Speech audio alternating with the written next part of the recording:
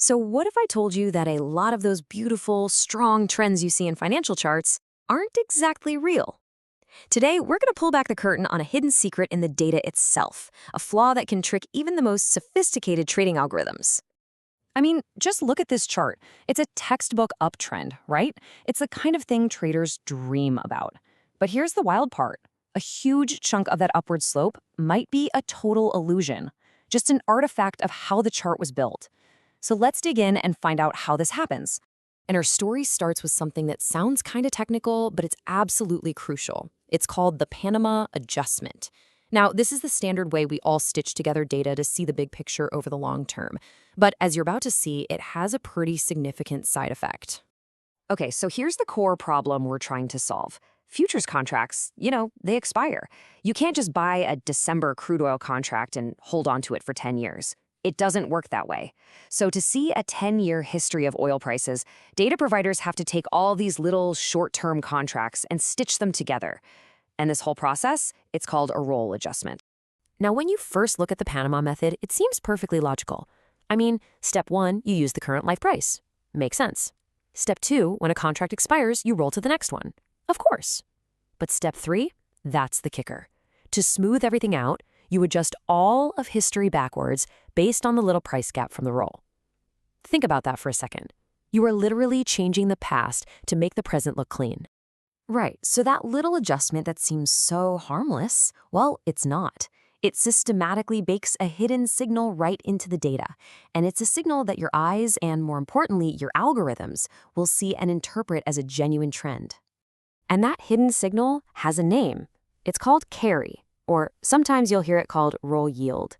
And it's super simple, really. It's just the price difference between the old contract you're exiting and the new one you're rolling into. That little gap is the raw material that creates the illusion. And you gotta know, this carry can go in one of two directions. In a market like Brent crude, you often have what's called backwardation. That just means future prices are cheaper than today's price. But in a market like gold, you often have contango, where future prices are more expensive. And believe me, this distinction changes everything. And here it is. This is the big aha moment. When you're in a backwardated market like Brent crude, every time you roll and adjust, you are nudging all of the historical prices up. And you do that over and over for years, and what do you get? A steady, built-in, artificial uptrend. And for a contango market like gold, you guessed it, it's the exact opposite. Every adjustment pushes the historical prices down, creating an artificial downtrend. This all leads to a really stunning conclusion, and the source material just puts it perfectly. That slope you're seeing on the chart, that's not the market discovering prices. It's not real momentum. It's the ghost of thousands of tiny adjustments. It's carry. Okay, so we've got this phantom trend baked right into our data. You might be thinking, so what? Who cares? Well, if your strategy is designed to follow trends, you should care a lot, because your very smart, very expensive signal might be getting totally played. A classic trend-following system is the perfect victim for this kind of thing. Think about it.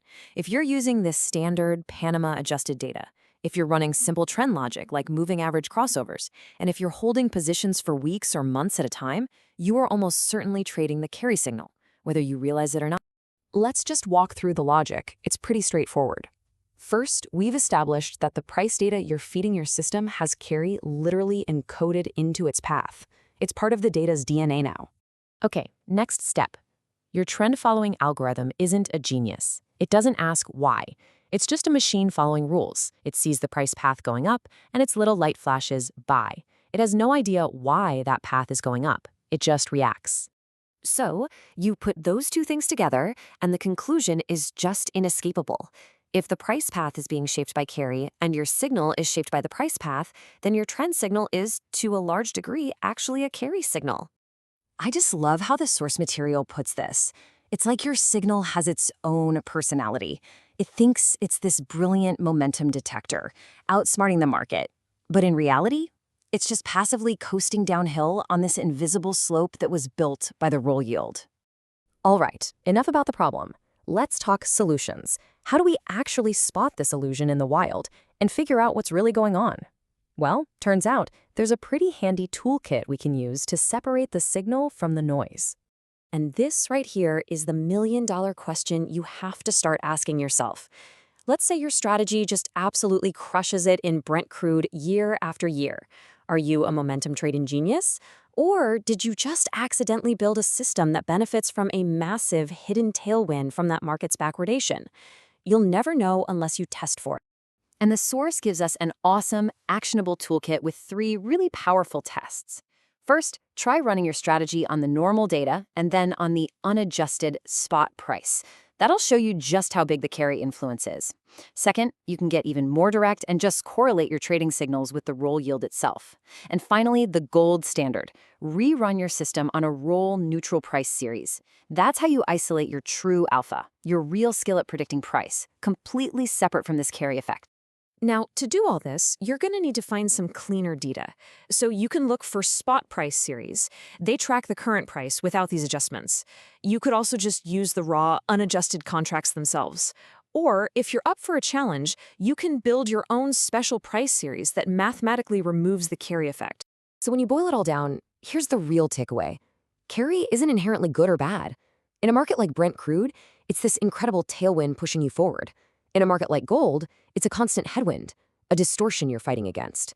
The goal isn't to avoid it. The goal is to just be aware of it, to know which force you're really riding. And that brings us right back to where we started. You've got the tools now, you understand the trick. So the next time you pull up a chart and see one of those perfect, clean trends, you won't just take it at face value. You'll stop and ask that deeper question. Is that real momentum, or is it just carry in disguise?